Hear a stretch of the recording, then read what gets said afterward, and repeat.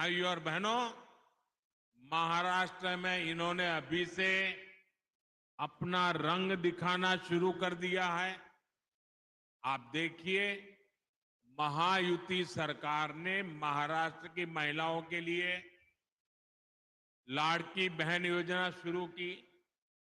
इसमें बहनों को 1,500 रुपया महीना और 3 एलपीजी सिलेंडर मुफ्त मिल रहे हैं। महाआघाड़ी वाले इसे हजम नहीं कर पा रहे हैं।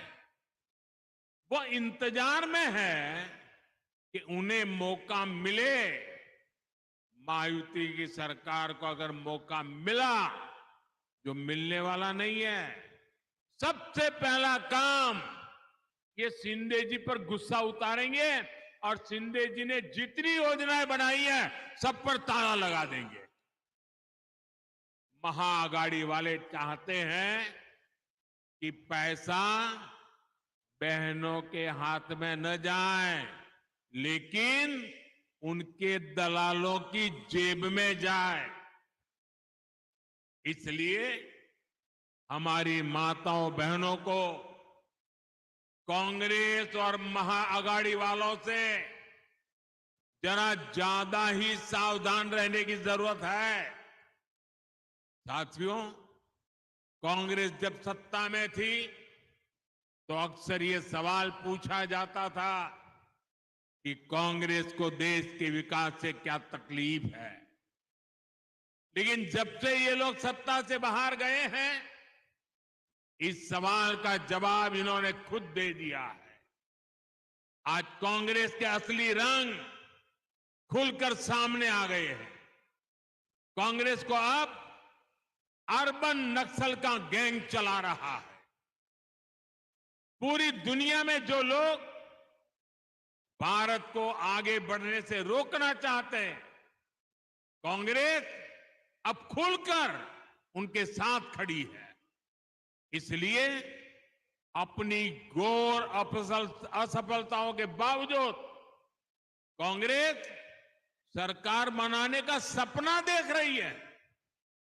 कांग्रेस जानती है कि उसका वोट बैंक तो एक रहेगा, लेकिन बाकी लोग आसानी से बढ़ जाएंगे, टुकड़े हो जाएंगे। इसलिए कांग्रेस और उसके साथियों का एक ही मिशन है, समाज को बांटो, लोगों को बांटो और सत्ता पर कब्जा करो। इसलिए हमें अतीत से सबक लेना है। हमें हमारी एकता को ही देश की ढाल बनाना है।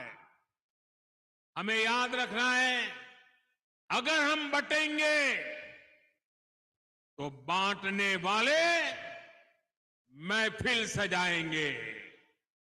हमें कांग्रेस और महाआघाड़ी वालों के मंसूबों को कामयाब नहीं होने देना है।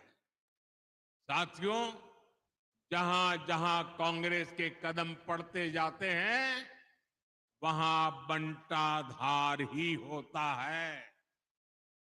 इन्होंने देश को गरीबी के गर्त में धकेला।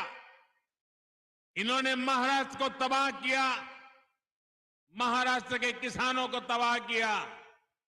इन्होंने जिस किसी राज्य में सरकार बनाई उसे भी तबाह किया।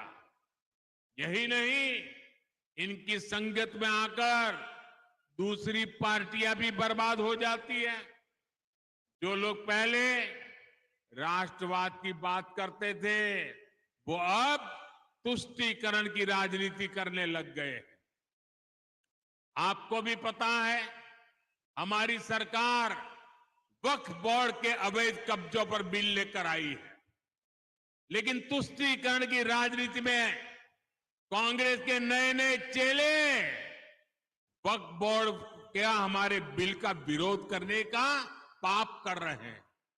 ये कहते हैं वक्फ के अवैध कब्जों को हटने नहीं देंगे। यहां तक कि कांग्रेस के लोग वीर सावरकर जी के लिए अपशब्द बोलते हैं, उनका अपमान करते हैं। कांग्रेस के चेले तब भी उनके पीछे खड़े रहते हैं। आज कांग्रेस ऐलान कर रही है कि जम्मू कश्मीर में आर्टिकल 370 फिर वापस लागू करेंगे और कांग्रेस के चेलों की बोलती बंद है। नया वोट बैंक बनाने के लिए विचारधारा का ऐसा पतन, कांग्रेस की ऐसी जी हुजूरी, कांग्रेस का भूत जिसके भी भीतर घुस जाए उसका यही हाल होता है। साथियों, आज देश को, महाराष्ट्र को एक ईमानदार और स्थिर नीतियों वाली सरकार की जरूरत है। ये काम केवल बीजेपी और महायुति सरकार ही कर सकती है, आगे बढ़ा सकती है। ये बीजेपी है जिसने देश में आधुनिक इंफ्रास्ट्रक्चर भी खड़ा किया और सामाजिक इंफ्रास्ट्रक्चर को भी मजबूत बनाया है। हमने हाईवेज, एक्सप्रेसवेज, रोडवेज और एयरपोर्ट्स के विकास का भी रिकॉर्ड बनाया है और 25 करोड़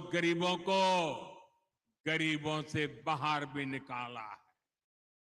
अभी हमें देश को और बहुत आगे लेकर जाना है। मुझे विश्वास है महाराष्ट्र का एक एक नागरिक इस संकल्प के साथ खड़ा है, एनडीए के साथ खड़ा है। हम साथ मिलकर महाराष्ट्र के सपनों को पूरा करेंगे। इसी विश्वास के साथ मैं फिर एक बार आप सबको सभी विकास की परियोजनाओं के लिए, विकास के ढेर सारे कामों के लिए बहुत बहुत बधाई देता हूं।